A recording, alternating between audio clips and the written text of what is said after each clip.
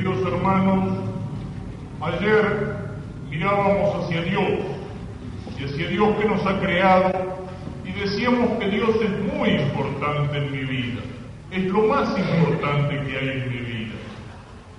Decíamos que Dios es el que da sentido a nuestra vida, porque nuestra vida es como un camino que viene de Dios y que va hacia Dios. Dios está al principio y Dios está al fin. Dios es el Padre que me creó por amor, decíamos, y Dios es el Padre que me espera al final del camino, también porque me ama, y me espera al final del camino con los brazos abiertos, y me espera al final del camino para hacerme feliz, si yo lo he sabido ganar. Pero en el medio de ese camino hay todas las otras cosas que Dios ha creado, porque Dios no solamente me creó a mí, Dios creó las otras personas alrededor mío y Dios creó también todas las cosas que vemos. Dios es el que creó el aire que respiro y Dios es el que creó el suelo que piso y Dios es el que creó el árbol y la flor y la estrella y las niñas y las montañas y los pájaros y los animales, el cielo inmenso estrellado y la pequeña delicadeza de una flor. Todas las cosas que tengo, las que vivo, aquellas con las cuales me alimento, aquellas que utilizo para vestirme, la madera o la piedra con la que construyo la casa donde vivo, todo eso lo ha creado Dios. Dios creó al hombre y creó todas las cosas sobre la tierra, y esas cosas las creó para el servicio del hombre. Dios creó todas las cosas para que sean para el hombre como una escalera para subir al cielo. Dios creó todas las cosas para que fueran para el hombre como un camino que lo lleva al encuentro con Dios. Eso es lo que Dios quiso cuando al servicio del hombre creó todas las cosas. Pero ¿qué es lo que pasa con eso? Que el hombre a veces usa mal esas cosas que Dios ha creado buenas. Dios no hizo las cosas malas, Dios las hizo buenas. Pero el hombre a veces puede usar mal esas cosas que Dios ha creado buenas. Y en eso consiste el pecado. Miren, cuando hablo de esto, recuerdo siempre en una misión que tenía allá en el centro de la provincia de Entre Ríos, en una zona de monte, zona de obraje, de hacheros, domadores, peones de estancia. Y yo celebraba la misa un domingo en el patio de un boliche que daba hacia la calle, patio de tierra, bajo los árboles. Había mucha gente, incluso algunos paisanos que escuchaban desde el caballo, y justo ese domingo me tocó el Evangelio de las bodas de Caná. Ustedes lo conocen, es el primer milagro que hace Jesús, ¿no es cierto? Jesús con la Virgen y los apóstoles están en una fiesta, un banquete de bodas, un casamiento, y la Virgen, con esa delicadeza que tiene el corazón de madre y de mujer, se da cuenta de que los novios están preocupados, se da cuenta de que les está faltando el vino. ¿Y qué hace la Virgen? Se lo dice a Jesús. Y Jesús parece que al principio rechaza a la Virgen. Mujer, ¿qué tenemos que ver? Como si dijera que no somos los dueños de la fiesta, no es cosa nuestra, son los novios los que tenían que haber previsto tener el vino suficiente. Pero Jesús la escuchó. Jesús siempre escucha las palabras de su madre. Y Jesús entonces, por pedido de la Virgen, va a realizar el primer milagro. ¿Y en qué consiste el primer milagro de Cristo? Transforma el agua en vino. Fíjense, no al revés. Al revés lo hubieran hecho alguna de esas sectas que andan por ahí, que hablan en nombre de Cristo, pero que dicen que el vino es malo y que no hay que tomar vino, por el estilo de los adventistas y de los testigos de Jehová y algunos de esos otros grupos. Cristo no transformó el vino en agua. Eso no es ningún milagro, transformar el vino en agua. Hay algunos bolicheros que lo saben hacer muy bien, y capaz que acá en la zona puede ser que algún bodeguero se desconozca que también lo haga muy bien, pero no es milagro. Cristo transformó el agua en vino. ¿Y para qué lo hizo? Lo hizo para que los pobres novios no hicieran un papelón en el día de la fiesta de casamiento, para no amargarles el día de la fiesta de casamiento. ¿Y eso qué es lo que quiere decir? Que el vino es bueno. El vino alegra el corazón del hombre, dice la Escritura. Si el vino fuera malo, Cristo no lo hubiera utilizado en la última cena para transformarlo en su sangre. Y Cristo, ayer el Evangelio dice eso. Los fariseos lo acusaban de pecador y de borracho porque Cristo tomaba vino, a diferencia de San Juan Bautista que no lo hacía.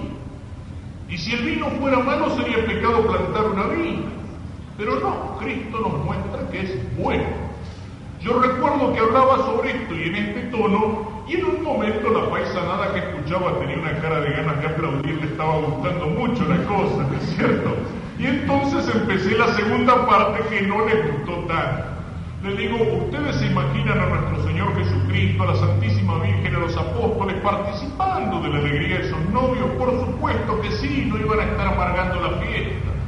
Pero ustedes se lo imaginarían a nuestro Señor o a la Virgen Santísima, borracho, perdido, tirado abajo en la mesa, ni pensar. Solamente pensarlo ya nos parece que es una falta de respeto, ¿no es cierto? Ah, bueno, ¿por qué? Porque el vino no es malo, es bueno. Pero el hombre puede usar mal lo que Dios ha hecho bueno. Y cuando un hombre utiliza el vino para volverse peor que un animal, cuando en el vino se tira el sueldo, cuando el vino significa que el hombre llega borracho a la casa para golpear a la mujer y a los hijos, eso es malo. Pero ¿por qué? Dios no lo hizo malo, el hombre lo usa mal. Y así lo podríamos decir de todas las otras cosas. ¿El dinero, la plata, es algo malo? Por supuesto que no. La plata que se gana honradamente con el trabajo y que sirve para llevar adelante una familia es una cosa muy buena. Y sin embargo, ¿qué pasa? ¿Qué pasa cuando la plata se pega en el corazón del hombre? ¿Cuántas porquerías no son capaces de hacer los hombres por unos pocos pesos? De mentir, de robar, de no pagar lo que se debe, de estafar, de falsificar los productos, de engañar, de no pagar el salario debido, de realizar injusticias, de no hacer el trabajo, de tratar de vivir a costa de los demás. A veces vemos una familia muy unida, cómo se quieren los hermanos, y resulta que por ahí, púmbate, una herencia. Y por unos poquitos pesos en el banco o por unas hectáreas de campo, a veces una familia se destruye y entre hermanos son capaces de arrancarse los ojos. ¿Y eso por qué? ¿Porque las riquezas son malas? No. Pero cuando la riqueza se pega en el corazón del hombre, el hombre por unos pocos pesos es capaz de hacer cualquier porquería. De mentir, de engañar, de traicionar, todo lo que decíamos antes. Y así lo podríamos decir de todas las cosas. El sexo y el amor es algo bueno, es creado por Dios. ¿Qué nos dice la Escritura? Cuando Dios creó al hombre, lo creó varón y mujer, es decir, los creó distintos y al mismo tiempo complementarios. ¿Para qué? Para que se amen, para que se unan, para que sean una sola carne, para que sean fecundos y se multipliquen y llenen la tierra. Algunos de estos días vamos a hablar sobre eso, sobre el sexo, sobre el amor y el matrimonio, como es en el plan de Dios. Y Dios lo que creó vio que era muy bueno. El sexo y el amor es algo querido por Dios. Recuerdo que yo hace algunos años asistí en Buenos Aires a un congreso del Consorcio de Médicos Católicos y el diario La Razón de Buenos Aires decía al día siguiente: los médicos católicos condenaron la drogadicción, el sexo y el amor. ¡Qué disparate! Si hubieran condenado el sexo no serían médicos católicos. ¿Por qué? Porque el sexo es creado por Dios. Es creado por Dios y Dios los quiso así, varón y mujer, para que se amaran, para que se unieran, para que fueran una sola cosa. Pero el hombre puede ensuciar lo que Dios ha hecho bueno. Cuando el hombre transforma el sexo, no en algo que es asumido por el amor y por un amor que es fiel y que es definitivo y que es fecundo, sino que lo transforma en una inmundicia para revolcarse del placer que se busca en la carne. Cuando un acto entre dos personas, entre un hombre y una mujer, no es un acto de amor humano, sino como el encuentro de dos animales en el campo, cuando cada uno utiliza al otro como un pedazo de carne para divertirse un rato, cuando el sexo se transforma en una especie de gancho comercial, de anzuelo, como lo vivimos en nuestra sociedad de inmundicia, de pornografía y de destape, cuando el cuerpo del hombre o el cuerpo de la mujer es utilizado por la propaganda, en la televisión, en las revistas, como una carnada para vendernos cualquier producto. Eso no, eso es ensuciar el amor, eso es profanar el sexo, eso es destruir la familia, pero eso no es lo que Dios quiso cuando creó al hombre y lo creó varón y mujer para que se amaran y se unieran, para que fueran una sola cosa. Y así lo podríamos decir de todas las cosas que Dios ha hecho. Dios las hizo buenas, pero el hombre puede usar mal las cosas que Dios ha hecho bien. Y cuando el hombre usa mal esas cosas que Dios ha hecho buenas, el hombre las ensucia. Y al ensuciarlas está ofendiendo a Dios.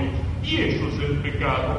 El pecado no es simplemente un capricho de Dios o un capricho de la iglesia, porque a Dios un día o porque al Papa al día siguiente se le ocurrió decir, no, eso está mal, eso está prohibido. ¿Para qué? Por capricho, para jorobar a la gente, para obligarla a cumplir. No. Es como Dios creó las cosas, y cuando Dios las creó, les dio un orden para usarlas. Y si nosotros las usamos bien como Dios las ha hecho, a través de esas cosas estamos caminando hacia el cielo. Pero cuando las usamos mal y las ensuciamos, estamos ofendiendo a Dios. Eso es el pecado. El pecado es poner el corazón en las criaturas de una manera desordenada y es volverle las espaldas a Dios. Es manchar y ensuciar las cosas que Dios ha creado buenas. Es olvidarnos de Dios, es sublevarnos contra Dios. El pecado es el desprecio del amor de un padre, de ese padre que me dio la vida, de ese padre que me creó, de ese padre que me dio todas las criaturas para que yo las usara así, como un camino para volver a Él y no para mancharlas, para profanarlas, para ensuciarlas. El pecado es el desprecio del amor de un padre. Pensemos en un padre que está esperando a su hijo, en un padre que sale al encuentro de su hijo por el cual ha hecho todo y al cual le ha dado todo, y cuando se encuentra con ese hijo le tiende los brazos el hijo, en lugar de abrazarlo lo escupe en la cara, lo insulta, le vuelve la espalda. ¡Qué dolor para el corazón de ese padre! ¡Qué dolor tremendo! Y eso es lo que hacemos con Dios cuando no queremos escucharlo, cuando ese Dios que me amó y ese Dios que me dio todo, cuando ese Dios que me dio la vida, que me dio el ser y que creó todo el mundo para ponerlo a mi servicio, y ese Dios me espera al final del camino y yo le vuelvo las espaldas, lo desprecio. Y creo que puedo poner en las criaturas mi felicidad. Le voy a pedir a las criaturas pequeñas que llenen esa capacidad inmensa de amor y de felicidad que existe en el corazón del hombre. Y eso es mentira, por eso el pecado nos deja vacíos, por eso el pecado no nos hace felices, y el que entra por el camino del pecado busca más y más y más, pero siempre se queda inquieto, siempre turbado, nunca encuentra la felicidad, siempre empieza a buscarla más y más en las cosas, pero no la busca en el único que se la puede dar, en el único que puede darnos la felicidad verdadera, no la busca en el amor de Dios.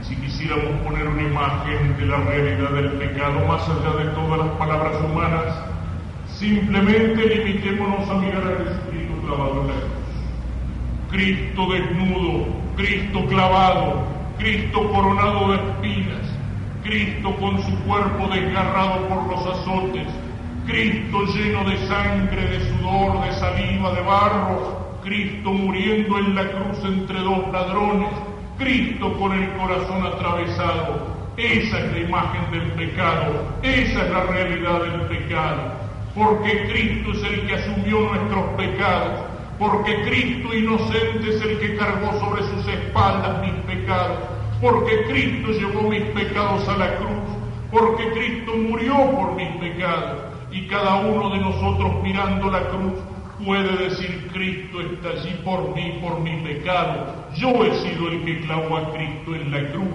Yo he sido aquel romano que lo condena. Yo he sido aquel judío que lo escupe. Yo he sido el soldado que lo golpea. Yo he sido el que lo desprecia, el que se burla de él. Esa es la imagen tremenda del pecado. Si queremos saber lo que es el pecado, limitémonos así, a mirar la cruz, a mirar el Señor crucificado, el Señor que me amó, el Señor que en Navidad se hizo hombre por mí, el Señor que me amó hasta la encarnación y que me amó hasta la cruz. Esa es la imagen viva del pecado. Cuando el hombre peca, quiere encontrar la felicidad en las cosas, pero el hombre cuando se olvida de Dios, pero el hombre cuando se subleva contra Dios, el hombre cuando se subleva contra los mandamientos de Dios, no encuentra la felicidad. Es lo que pasa en el primer pecado. Adán y Eva se rebelaron contra Dios. Pero como dice San Agustín, caído de Dios te caerás también de ti mismo. Y cuando se rebelaron contra Dios se dieron cuenta de que la rebelión estaba dentro de ellos y en que sus instintos y sus pasiones ya no obedecían más a su inteligencia y a su voluntad. La consecuencia del pecado que empieza destruyendo la familia, cuando Dios le pregunta a Adán, ¿qué has hecho, Adán? ¿Por qué te escondiste? Y Adán, como un perfecto y correcto caballero, le dice señalando a su mujer, yo no fui, fue ella la que me dio del fruto, y que adquiere una dimensión trágica cuando Caín mata a Abel, cuando el hermano asesina al hermano. Eso es lo que pasa cuando el hombre se subleva contra Dios, porque como Dios es la fuente de toda autoridad, cuando el hombre desconoce la autoridad de Dios, ya no hay más autoridad aquí en la tierra, ni en el trabajo, ni en la escuela, ni en la familia, ni en la política, ni en ningún lado, porque hemos cortado la fuente de toda autoridad. Cuando el hombre desconoce al Padre que tiene en el cielo, si desconocemos al Padre que tenemos en los cielos, ¿qué pasa? Como no somos más hijos de un mismo Padre, dejamos de ser hermanos aquí en la tierra. Y entonces el hombre se enfrenta al hermano, odia al hermano, trata de aprovecharse del hermano. Los hombres se enfrentan por intereses de clase, por intereses económicos, por intereses de sector, por intereses de partido, por intereses de familia, y se odian entre ellos y se destruyen entre ellos y se asesinan entre ellos. ¿Por qué? Porque si nos olvidamos del Padre que está en el cielo, dejamos de ser hermanos entre nosotros aquí en la tierra. Porque cuando el hombre se olvida de los mandamientos de Dios y quiere construir en la tierra un paraíso, lo que construye sin la ley de Dios no es un paraíso, sino que lo que construye aquí en la tierra es un infierno. Porque cuando cada uno lo único que le interesa es gozar más, divertirse más, tener más, trepar un poco más arriba, aunque para eso tenga que pisarle la cabeza al vecino, el mundo y la tierra se transforman en un infierno. Y eso es lo que pasa en este mundo de oscuridad, en este mundo de apostasía, en este mundo de guerra, en este mundo de injusticia y en este mundo de mentira. Y eso es lo que pasa en nuestra pobre patria argentina. ¿Cuántas veces nos preguntamos los argentinos, ¿por qué no terminamos de salir adelante? ¿Por qué las cosas no se arreglan? ¿Por qué en este país que es tan rico, sin embargo, andamos cada vez peor? Y uno le echa la culpa a uno o a los otros. Y se suceden los distintos gobiernos civiles o militares o elecciones o revoluciones y las distintas plataformas y las distintas promesas, y así venimos desde hace años y años y las cosas no se arreglan y las cosas andan cada vez peor. ¿Por qué? Porque ¿dónde está la raíz del problema? Está en el corazón del hombre. Cuando uno roba es porque la avaricia está primero en su corazón. Cuando uno miente es porque su corazón es mentiroso. Cuando uno mata es porque primero empezó por odiar en su corazón. Y eso es lo que nos pasa a los argentinos. Esta patria argentina que nació cristiana y católica, con los hombres que vinieron de España con la cruz de Cristo y con la espada de los conquistadores para ganar un mundo nuevo para Cristo, con aquellos hombres que nos dieron la independencia, con hombres como San Martín y Belgrano que no tenían vergüenza de dirigir el rosario de sus tropas, de declarar a la Virgen del Carmen o de la Merced como generala de sus ejércitos, de repartir el escapulario entre sus tropas, de dar en los colores del manto de la Virgen para que sean los colores de nuestra bandera. Así nació la Argentina cristiana y católica. cristiana y católica, con los conquistadores, con los hombres de la independencia, con los caudillos federales que levantaban la bandera de religión o muerte.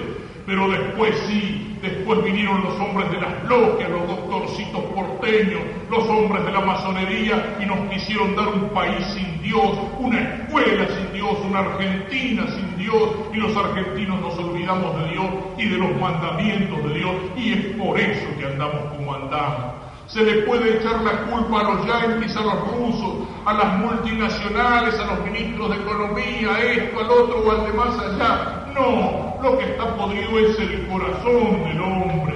Es cierto, roba y goimea la gran empresa, los intereses mundiales y el gran capitalista, pero también el tipo que falsifica, el que miente, el que sube los precios innecesariamente, el que revende las entradas en la puerta de la cancha de fútbol, el que goimea en la caminera. ¿Por qué? Porque nos hemos olvidado de los mandamientos de Dios, y entonces no hay solución en los programas, en los discursos, en las plataformas de los partidos políticos. ¿Qué es lo que está torcido?